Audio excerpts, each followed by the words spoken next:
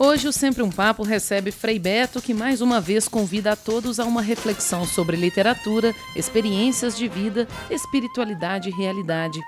Ele é frei dominicano e possui 60 livros publicados. Nesta edição ele lança Paraíso Perdido, Viagens ao Mundo Socialista e Um Deus Muito Humano, um novo olhar sobre Jesus.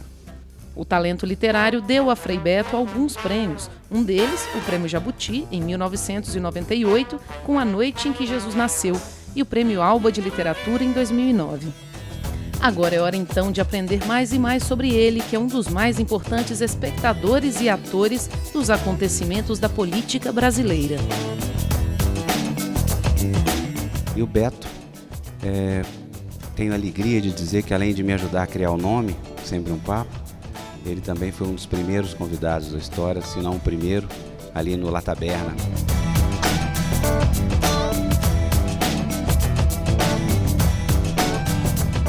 Nosso propósito, como todo mundo sabe, é falar de literatura, de criação, e é para isso que Frei Beto está aqui hoje. Escritores existem muitos. O difícil nesse país é se tornar autor. O pior inimigo de um preso é a própria imaginação.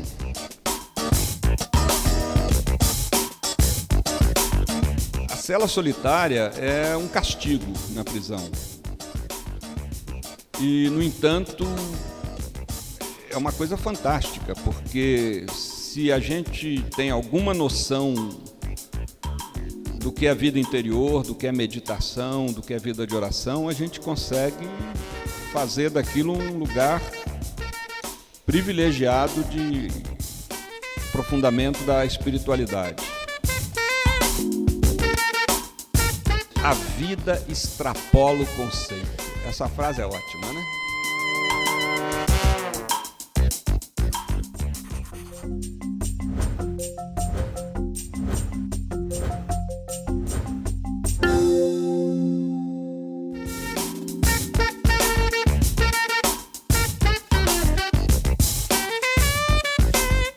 Ô Beto, conta pra gente, antes de a gente começar a falar sobre literatura em si, o que a gente lançou aquela vez aqui, não? Você sabe que aqui pertinho, né? 200 metros o La Taberna, né? E naquela época você lançou o Aquário Negro, não foi? Foi, o Aquário Negro. Que depois, como é que foi o título depois? Primeiro livro de contos que tinha o título de...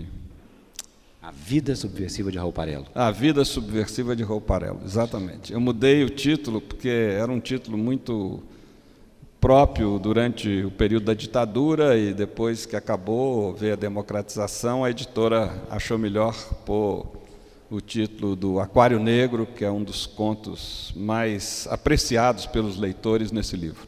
Me fala um pouquinho, Beto, vamos tentar voltar dessa época com relação à sua literatura. Naquela época você já tinha essa certeza, essa determinação que você sempre teve, mas nós estamos falando de 29 anos atrás, né, de que a sua vida seria pautada pela literatura? Olha, na verdade eu acho que é uma coisa que vem desde pequeno, né, porque meu pai escrevia, meu pai foi cronista dos principais jornais de Belo Horizonte, o Estado de Minas, o Hoje em Dia, durante 40 anos. A minha mãe, né, o pessoal que gosta de comida aí sabe que minha mãe é uma grande especialista em culinária mineira. O cachorro de casa não escrevia, mas gostava de ler, pelo jeito como se enrolava nos jornais.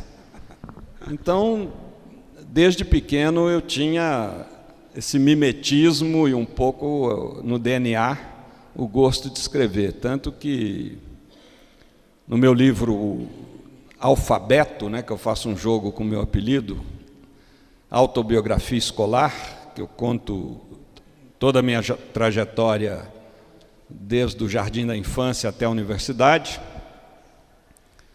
Eu narro que aqui no grupo escolar Barão do Rio Branco, eu tinha uma professora que me alfabetizou, Dona Dercy Passos, curioso que eu não guardo o nome de nenhuma outra professora. E um dia ela entrou na classe com um maço de redações, que na época tinha um belíssimo nome de composições, né? Hoje, quando eu escrevo no computador, eu me sinto no piano, né? Composição é muito mais bonito que redação, né? É melhor que aquela máquina pesadíssima, né? Hein? É melhor que aquela máquina Remington pesadíssima, né? E começou a... Mas a máquina Remington tem uma vantagem, né? Você digita e imprime na hora, e o computador não é capaz disso. Bem, fecha o parênteses. Aí a dona Dercy começou a fazer críticas de cada uma das composições e deixou a minha por último.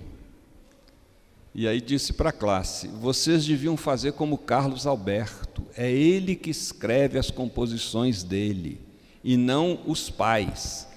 O meu ego bateu lá no teto, era um teto aí dessa altura, no Barão do Rio Branco, tem um pé direito muito alto, mas eu não tinha a menor ideia que os meus colegas pedissem aos pais para fazer a redação.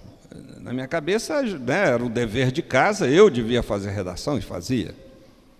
E depois, no primeiro ano de ginásio, no Dom Silvério, o professor de português, o irmão Boaventura, me aguardou fora da classe e disse: você só não será escritor se não quiser.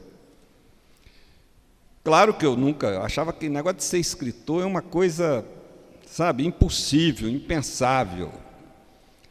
Mas depois eu fui descobrir, né, escritores existem muitos. O difícil nesse país é se tornar autor, é conseguir ser publicado. Aliás, tem gente que escreve maravilhosamente. É pena que as cartas, né, a eletrônica está acabando com a idade das cartas. As pessoas já não escrevem mais cartas, né? Isso é muito raro.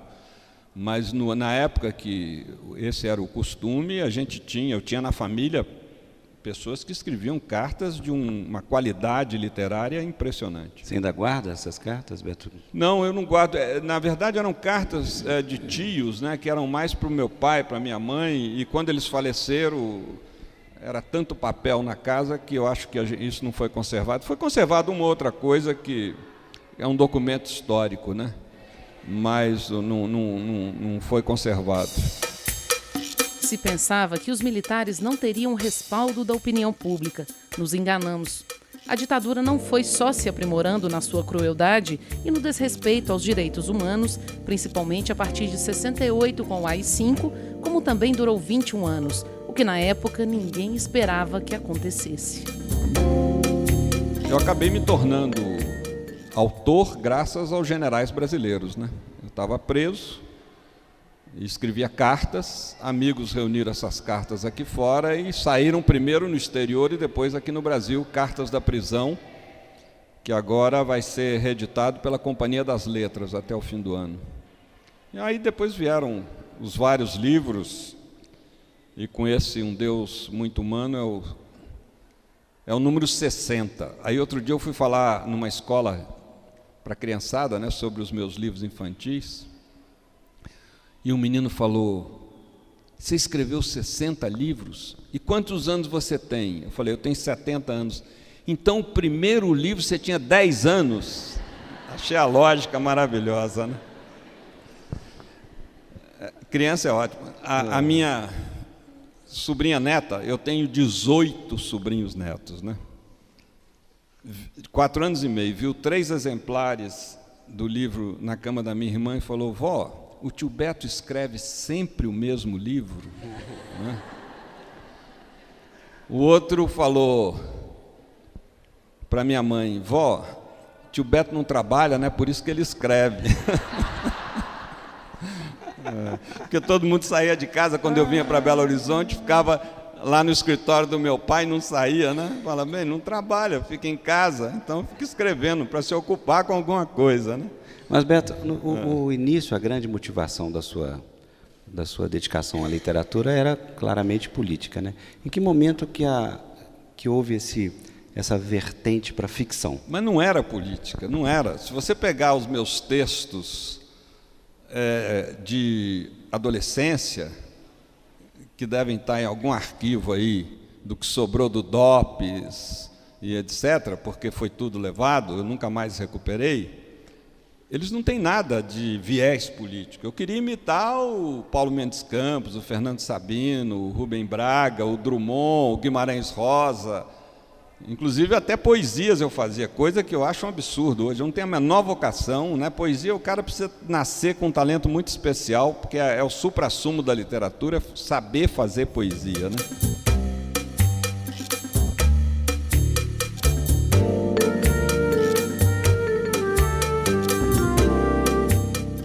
Frei Beto professou na Ordem Dominicana na década de 1960, adepto à teologia da libertação, é militante de movimentos pastorais e sociais. Esteve preso por 2 vezes no período do governo militar no Brasil. Na sua mais longa experiência do cárcere, ficou detido por 4 anos. Parte de seus livros descrevem as suas experiências neste período e o livro Batismo de Sangue tornou-se inclusive filme. A questão política nasceu porque a minha literatura nasceu durante o período da ditadura. Então, como eu sou... Na verdade, eu tenho basicamente 3 vertentes literárias muito fortes, né?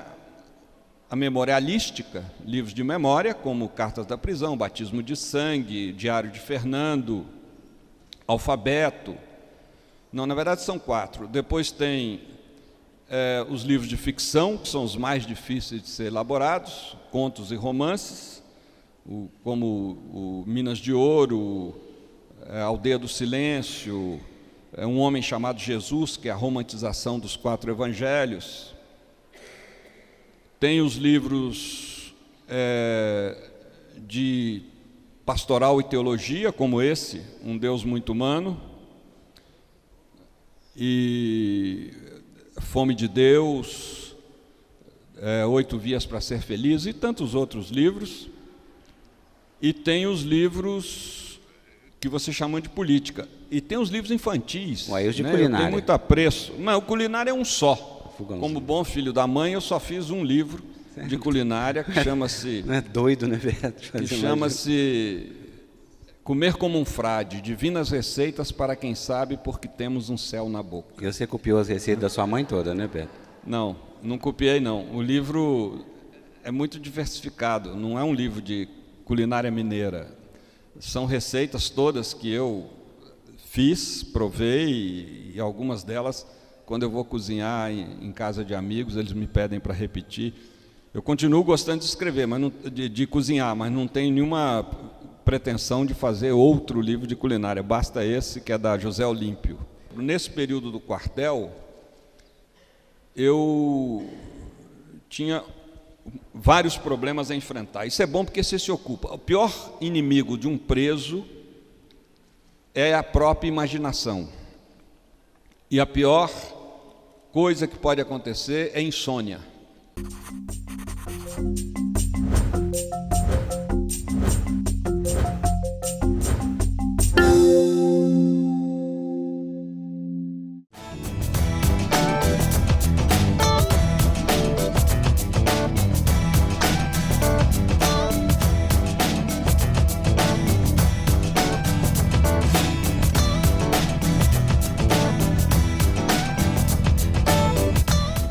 Pois é, mas como é que foi a primeira vontade realmente de escrever um livro absolutamente de ficção? Olha, o primeiro foi o Dia de Ângelo. Exatamente. Então, o Dia de Ângelo, eu queria traduzir uma experiência que foi muito forte para mim na prisão, e eu diria até, curioso falar isso, né, foi positiva, que é a experiência de ficar numa cela solitária. A cela solitária é um castigo na prisão. E, no entanto, é uma coisa fantástica, porque se a gente tem alguma noção do que é vida interior, do que é meditação, do que é vida de oração, a gente consegue fazer daquilo um lugar privilegiado de aprofundamento da espiritualidade. E, ao mesmo tempo, numa cela solitária, cada pequeno detalhe tem muita importância. Eu tive em várias solitárias durante os 4 anos que fiquei preso. Por quanto tempo a que você ficou? Não, porque variou, né? Quando eu fui preso, eu fiquei 1 mês. Depois de um ano e meio, quando eu virei, porque eu fiquei, preciso explicar isso, durante os 4 anos eu fiquei 2 anos como preso político e 2 anos como preso comum. Me passaram para o meio do preso comum, mas nesse movimento de passagem eu fui para o quartel, para um quartel de cavalaria, depois para o quartel general lá em São Paulo, onde eu fiquei em solitárias. E depois, quando eu fui para Presidente Venceslau, que foi passei por 8 prisões diferentes nos 4 anos, fiquei no meio de numa penitenciária de segurança máxima, também era cela individual, não era propriamente solitária, porque quando eu falo solitária é um castigo, um isolamento em que você não pode ter nem livro, nem um papel, não pode ter nada. Então, por exemplo, nesse período do quartel, eu tinha vários problemas a enfrentar. Isso é bom porque você se ocupa. O pior inimigo de um preso é a própria imaginação. E a pior coisa que pode acontecer é insônia. Então, eu tinha um espaço muito pequeno, o espaço desse palco aqui, que deve ter o quê? 3 metros de comprimento por 1,5 metro de largura. Não tinha banheiro. Meu primeiro desafio era como controlar os intestinos. Eu urinava no chão, não tinha outro jeito. Depois vinha, no quartel, vinha a sobremesa uma laranja, num saco plástico da empresa que fornecia a laranja. Aí eu guardava aquele saquinho plástico, prendia na grade, porque tinha uma grade de ferro e atrás tinha uma porta de madeira. E de manhã, a única vez que eu ia ao banheiro, eu jogava a urina fora, lavava e trazia de volta.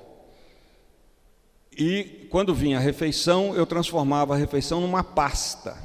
Eu amassava toda a refeição para dar muito pouco resíduo no intestino. Então são coisas que você aprende com outros presos, porque eu fiquei preso com militantes do Partido Comunista que tinham sido presos na ditadura de Vargas, né, nos anos 30, 40. Então um passa a experiência para o outro. Agora, eu dava aulas imaginárias, eu ficava andando o dia inteiro para não dormir de dia e poder ter sono e dormir bem à noite. E eles achavam que eu tinha ficado louco muito antes do que pensavam, quando justamente eu estava evitando a loucura. Na medida em que você, imaginando uma classe de alunos e dando aulas em voz alta, objetiva o raciocínio. O pior é ficar com a cabeça vazia. Eu fiz um terço com fios do colchão e as bolinhas do miolo de pão, que eu não comia, justamente por causa do intestino, então fazia bolinha, fiz um terço, isso me ocupava. Baratas, aranhas, formigas eram excelentes companheiras, né? Porque era uma distração, adivinhar para onde vai, mudar o movimento, não sei o quê. Então era realmente, por exemplo, a aranha, né? Eu aprendi, a aranha nunca é um bicho solitário, né? Anda sempre, se tem uma, tem outra, né? Então ficava procurando o casal, tem que achar o casal, né? A aranha não anda sozinha. E formiga também, se tem uma, ela pelo menos pode ser a vanguarda que veio descobrir a trilha, né? Depois vem outras, e por aí a gente vai. As baratas são mais difíceis, são mais desobedientes e mais complicadas, mas enfim. Então, um dia um capelão, eu pedi que o capelão fosse me levar à comunhão, e o capelão me trouxe um exemplar do Estadão. O Estadão, antigamente, pesava 1 tonelada no domingo, né? Todo açougueiro adorava ganhar Estadão velho de presente, porque dava para embrulhar carne a semana inteira. E eu me lembro como eu li até os anúncios classificados. O jornal durou a semana inteira, porque eu não queria que acabasse, para poder ter novidade, né? Aquilo, e aos poucos eu fui consegui uma Bíblia e tal. Então o Dia de Ângelo é um romance que não foi mais reeditado, enfim. Foi meu primeiro romance, depois vieram outros. Muitas vezes estou fazendo ficção e fico árido. Daí, inevitavelmente, leio Machado de Assis. Ele me reaquece e provoca a minha inventividade. Fui leitor voraz de Jorge Amado e Érico Veríssimo, de quem era amigo e que me ajudou a montar uma biblioteca na penitenciária em que estive preso. Queria que você falasse um pouquinho da Dona Estela. Muita saudade dela. A minha mãe, ela descobriu a vocação literária, bem, de cozinheira desde pequena, né? Mas a literária aos 60 anos. Então ela teve 33 anos de vocação literária. Ela faleceu com 93, em 2011, e fez 6 livros de culinária, um deles considerado clássico da cozinha mineira, chama-se Fogão de Lenha, 300 anos de cozinha mineira. Exigiu muita pesquisa, ela percorreu fazendas e lugares do interior de Minas e perguntando se alguém tinha um caderno antigo de receita. Ah, dona Estela, a gente tem aqui na fazenda um caderno, mas está tão engordurado, está tão encebado, é esse que eu quero. E com isso, ela montou a melhor coleção de livros antigos da culinária mineira. Inclusive, o Cozinheiro Nacional, ela tinha a 2ª edição, a 1ª edição só tem na Biblioteca Nacional no Rio, que é o primeiro livro de culinária da história do Brasil, do século XIX. E quem tiver interesse, a minha mãe hoje tem um acervo na UFMG. Lá no campus da UFMG existe um acervo de escritores mineiros. E tem da minha mãe, toda a coleção de cadernos de culinária e livros de culinária dela se encontra no acervo.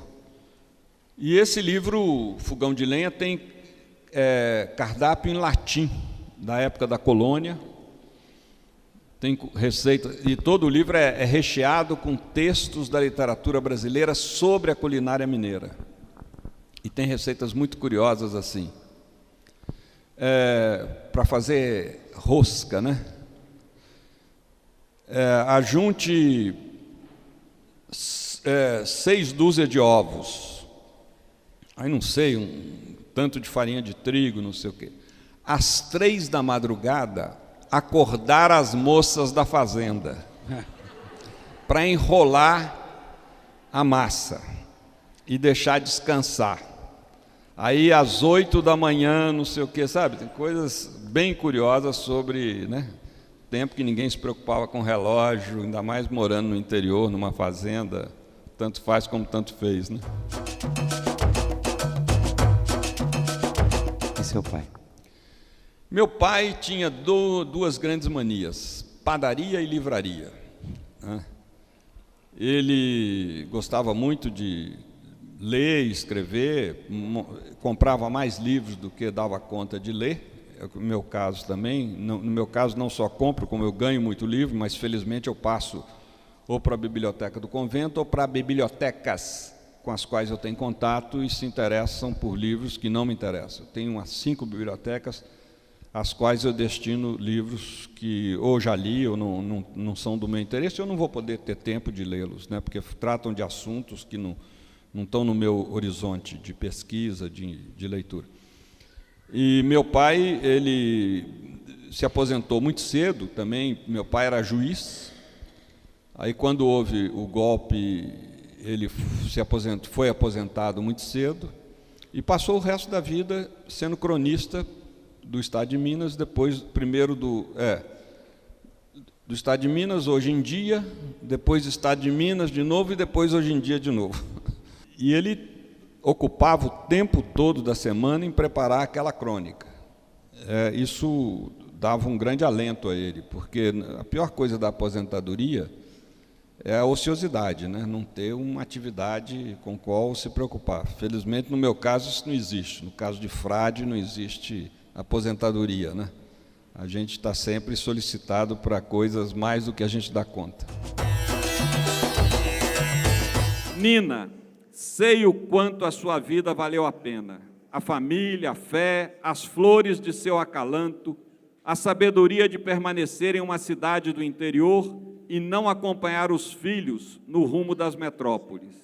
O que a faz longeva? O que lhe permite celebrar saudáveis 95 anos sem ter recorrido a nenhum desses artifícios? A paz de espírito. Você escolheu cultivar bens infinitos, aqueles que se guardam no coração, e não bens finitos, que envaidecem sem jamais saciar a sede de absoluto. Antigamente, as livrarias mantinham um livro de um autor lançado hoje durante um ano. Hoje isso terminou aqueles 10 exemplares que foram inicialmente para a livraria. Se não há mais pedido, ela nem pede mais exemplares.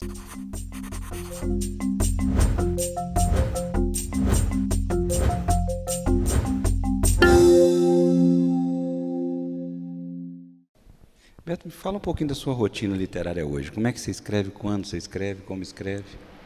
Olha, as duas coisas que eu mais gosto de fazer é orar e escrever, né? Mas principalmente quando eu falo oração, é meditação. Eu fui salvo, acho que devo a minha relativa saúde psíquica na prisão e pós-prisão à meditação, e gosto muito de escrever. Só que eu não consigo escrever entre atividades tantas que eu tenho. Hoje são mais reduzidas, mas até 1987 eu me esforçava para escrever, apesar de tantas atividades que eu tinha. Fazia parte de muitas instituições, grupos e assessorias e tal. E comecei a ter estresse com frequência, estresses, né, com frequência. E o médico falou, olha, você vai ter que se disciplinar, porque senão você não vai conseguir. E a partir daí, eu reservo 120 dias do ano só para escrever, desde 1987. Não são seguidos esses 120 dias, mas são sagrados. A primeira agenda que eu marco do ano seguinte, depois de marcar as agendas permanentes, como os encontros que tem os dominicanos, né, os frades aos quais eu estou vinculado, e, enfim, tem algumas coisas permanentes, é marcar essa agenda do tempo que eu me isolo. Eu não escrevo mais no convento, porque tem muita interferência. Eu vou para 2 ou 3 lugares, um sítio, uma casa de freiras, enfim, algum lugar que eu fico sozinho, eu cozinho, eu mesmo faço minha comida. E aí, às vezes fico uma semana, às vezes fico 10 dias, às vezes fico 3, mas sempre que por acaso eu tenha que me ocupar, ceder um dia para alguma atividade importante, eu compenso com outro dia. E é isso que me permite escrever muito. Agora, artigos de jornais, que eu tenho que escrever uns 7, 8 por mês, e tem que ser artigos diferentes, né? Os jornais não aceitam publicar réplica. E, portanto, isso eu faço com facilidade. Faço esperando começar uma reunião, faço no aeroporto, né? Vou esboçando, depois vou dando o tratamento mais literário, e isso eu recomendo para quem gosta de escrever. E, por fim, eu leio em voz alta, porque o ouvido denuncia repetições de adjetivos e etc. Então, a leitura em voz alta é muito corretiva, é importante.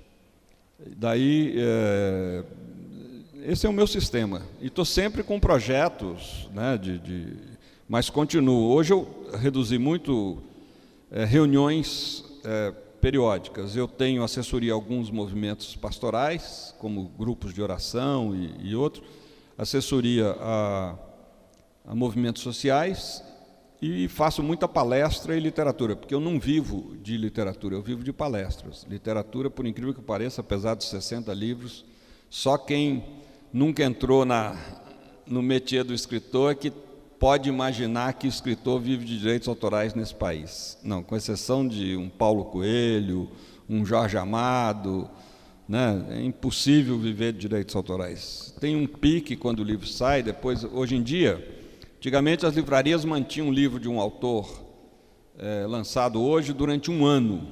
Hoje isso terminou aqueles 10 exemplares que foram inicialmente para a livraria. Se não há mais pedido, ela nem pede mais exemplares.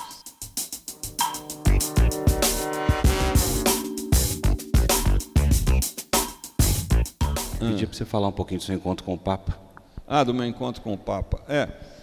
Bem, eu vivi, como todo mundo que já passou aqui da Idade Média, né, a época do João XXIII, que foi o Papa que fez uma verdadeira revolução na Igreja Católica, convocando o Concílio Vaticano II.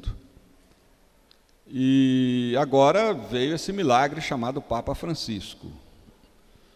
É um Papa por quem eu tenho profunda admiração. E todo ano eu vou à Itália.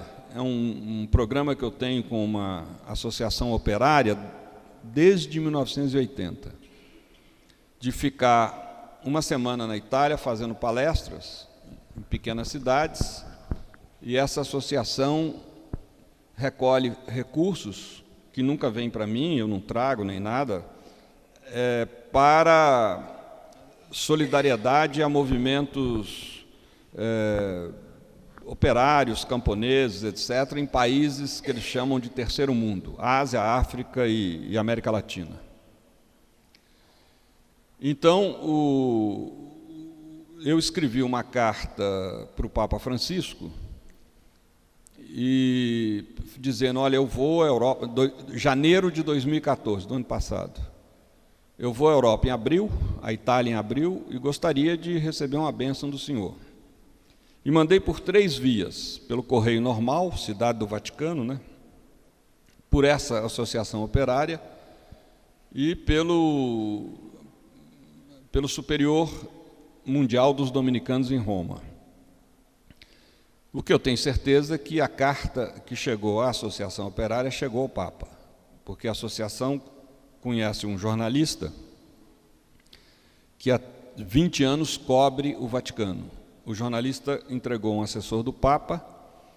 No dia seguinte, o jornalista recebeu um telefonema do assessor do Papa, dizendo, não, o Papa sabe quem é Frei Beto e tal, e quer vê-lo. Que ele venha no dia 9, eu tinha dado a data da semana que eu ficaria.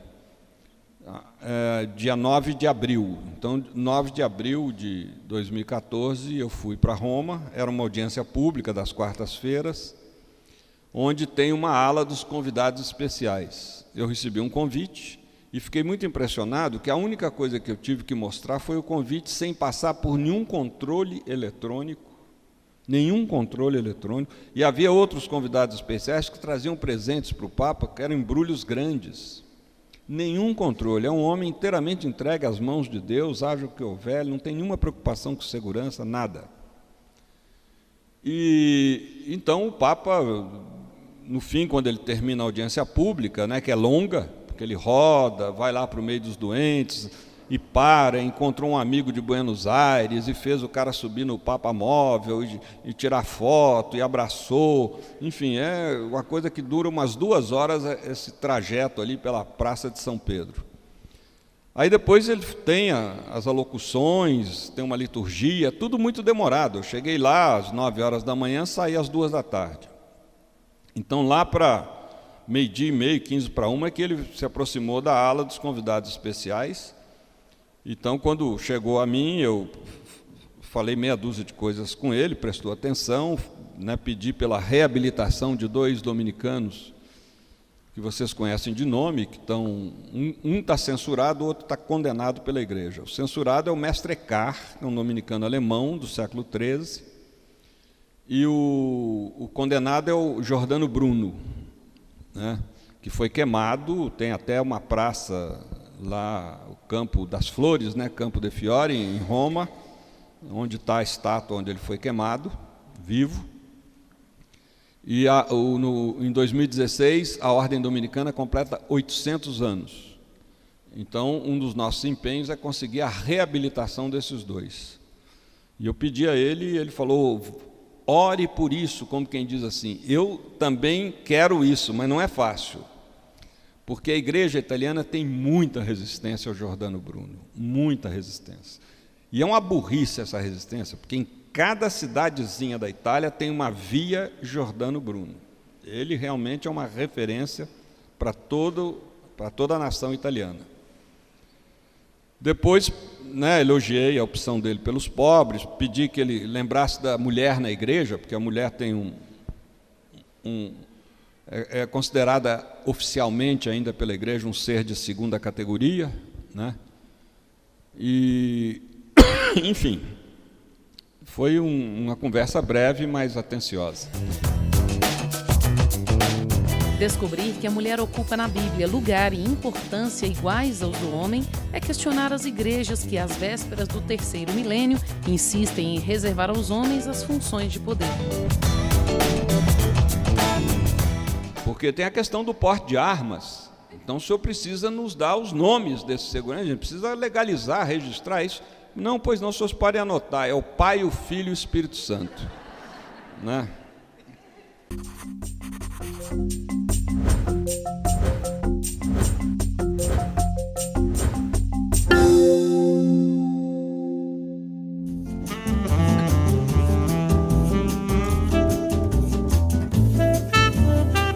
Se você tivesse que listar uma referência, você falou do Giordano Bruno na história brasileira recente, nesse mundo do Evangelho, esse mundo cristão, quem que você citaria, Beto? No Brasil nós temos muitas figuras, né? Desde um Dom Helder Câmara, que é uma figura marcante na história do Brasil e na história da igreja. Foi ele que fundou a CNBB, ele que criou a ideia mundial, hoje adotada no mundo inteiro, de conferências episcopais. Deixa eu contar 2 ou 3 casos de Dom Helder que vale a pena, viu, gente? Durante a ditadura, o nome de Dom Helder era proibido na mídia brasileira. Ele era mais conhecido lá fora do que aqui dentro. Mas só havia 2 brasileiros mundialmente conhecidos, Pelé e Dom Helder. E um dia a Polícia Federal, ele já era arcebispo do Recife, foi à casa dele. Ele morava numa casa, não morava no Palácio Episcopal, morava numa casinha ao lado da Igreja das Fronteiras. Dom Helder, nós estamos aqui para oferecer, por ordem de Brasília, um corpo de seguranças. Algum maluco pode fazer um atentado ao senhor e vão dizer que foi o governo, etc. Fica mal para a imagem do governo no exterior, o senhor é muito prestigiado. Ele falou, mas eu não preciso de segurança. Não, Dom Helder, preciso, o senhor é um dos brasileiros mais conhecidos. Não, não preciso, porque eu já tenho quem cuide da minha segurança. Bem, então isso é grave, porque o senhor não pode ter um corpo de segurança sem registro na Polícia Federal. Porque tem a questão do porte de armas. Então o senhor precisa nos dar os nomes desses seguranças, a gente precisa legalizar, registrar isso.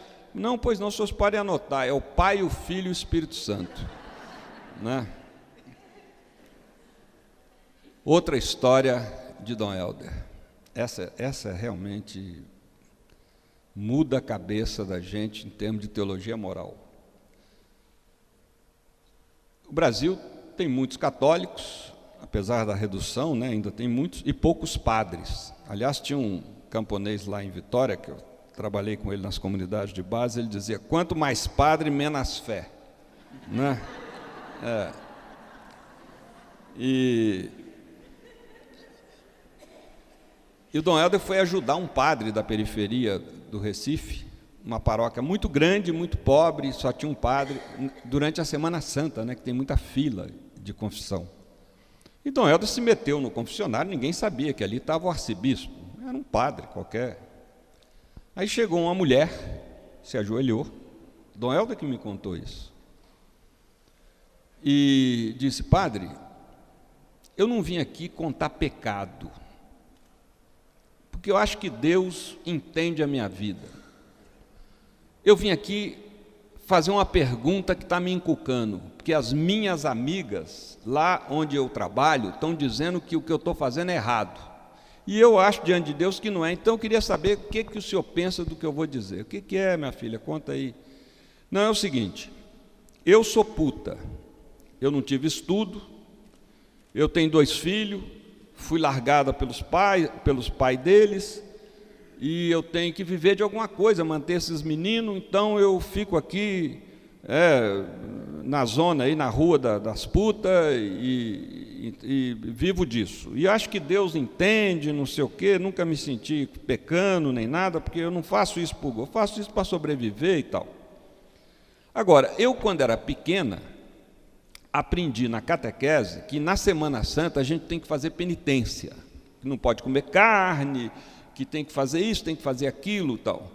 E eu resolvi fazer a minha penitência. Eu vou aqui na delegacia da paróquia, porque eu morro de pena daqueles presos sem mulher. E o delegado deixa eu dar para todos eles. E os homens ficam felizes disso. O senhor acha que... As minhas amigas estão dizendo que isso é um pecado. O senhor acha que é pecado? Ela falou, nada, minha filha. Jesus diz que as prostitutas vos precederão no reino de Deus. Não vai em paz, não sei o quê. Realmente, né? Como é que você vai dizer para uma mulher dessa que ela, sabe, está pecando? Né? Até porque na cabeça dela era a maneira de fazer um sacrifício, né? É a maneira de fazer o bem ao outro. Como é que você... Gente, Santo Tomás de Aquino dizia isso, a vida extrapola o conceito. Essa frase é ótima, né? A vida extrapola o conceito.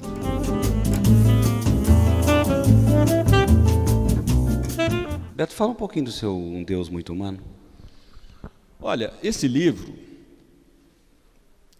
esse nome vem do Leonardo Boff, né?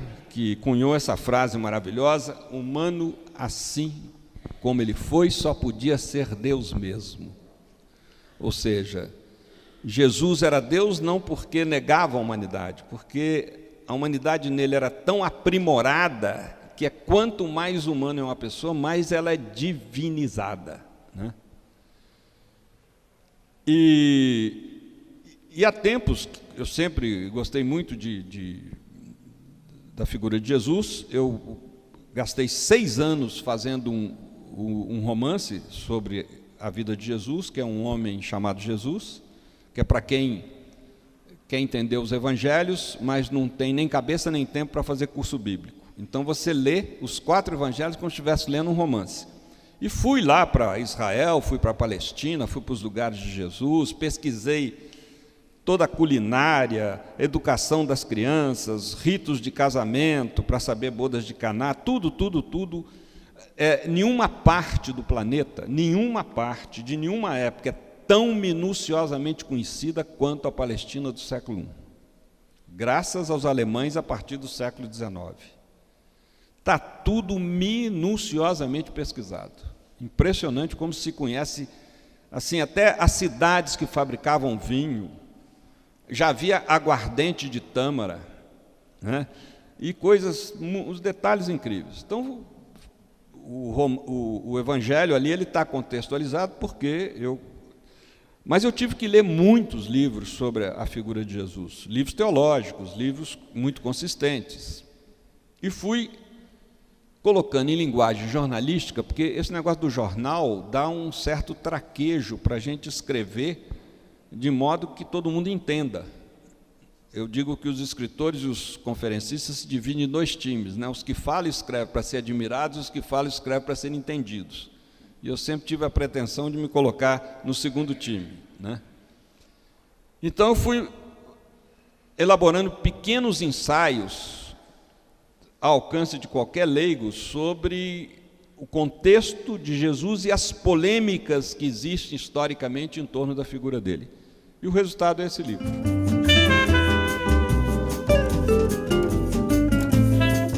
Veja bem, nos dominicanos, desde os primeiros 800 anos, você pode ser irmão, que é chamado frade, né? A palavra frade significa frater, irmão em latim, e pode ser também frade e sacerdote. Primitivamente, na igreja, os religiosos não eram sacerdotes. Muitas vezes havia um na comunidade que era ordenado sacerdote, padre, para poder celebrar a missa para os demais. Mas eram 2 vocações distintas, a de religioso e a de sacerdote. Com o tempo, os monges foram assumindo o poder na igreja. E devido à falta de padres, começaram a clericalizar os religiosos. Então, passou-se a adotar o sistema de que todo religioso era padre, a menos que ele não tivesse estudos. Então, quando eu entrei, eu peguei a última geração de irmãos não estudados, que eram pessoas que só tinham um curso de ensino fundamental, queriam ser religiosos, não tinham cabeça nem espírito, nem havia estímulo para que eles fizessem para filosofia e teologia, que é o estudo exigido, mínimo, né? Então eles cuidavam da portaria, da horta, né? Enfim, faziam o trabalho braçal na comunidade. E a minha geração, a partir dos... Eu entrei... Esse ano está fazendo 50 anos que eu sou dominicano, né? Entrei em 65. Foi a primeira a acabar com isso. Por causa do concílio. Na verdade, não foi nós. Foi o concílio que acabou com isso. Não. Todo frade, mesmo que não tenha o estudo, ele vai ter direito a completar, vai ter direito de fazer filosofia e teologia, e depois ele decide se quer ou não ser sacerdote. E eu decidi não ser sacerdote, primeiro por achar até hoje que eu não tenho vocação para o sacerdócio, mas segundo, eu acho que isso também tem a ver com o anticlericalismo visceral do meu pai. Meu pai dizia em alto bom som na mesa: filho meu pode ser tudo menos vestir saia. Tinha duplo sentido, óbvio, né? Depois ele se reconciliou com a igreja, com os padres, comigo, enfim, terminou a vida fã do Dom Paulo Evaristo Arnes, Dom Pedro Casaldáliga, etc. Mas era assim, ele era muito anticlerical, eu acho que isso pesou, né? Portanto, muito crítico aos padres, respeitava a religiosidade da minha mãe. Minha mãe era uma católica da teologia da libertação, quando ainda nem se ouvia falar nesse nome. Mas eu decidi, mas eu completei os estudos, embora não tão formalmente, porque eu acabei... A filosofia eu completei antes de ser preso, mas a teologia eu completei na prisão. E até com vantagem, que a prisão tem muito sofrimento, mas tem 2 ou 3 coisas boas que eu vou contar. A primeira é isso, é que você pode estudar, ler muito, né? Muito, com calma. Eu recebia, os professores de teologia me mandavam a bibliografia, mandavam os livros e os temas que eu tinha que desenvolver. E tinha todo o tempo para ler à vontade, né? Segundo, que não tem relógio, né? Você não tem que sair, tem até vontade, mas não pode, né? Não tem que sair para compromisso, para esperar ônibus, para ir não sei aonde e tal. E a melhor de todas as coisas, você pode falar mal do governo sem perigo de ser preso. Isso é muito bom, né?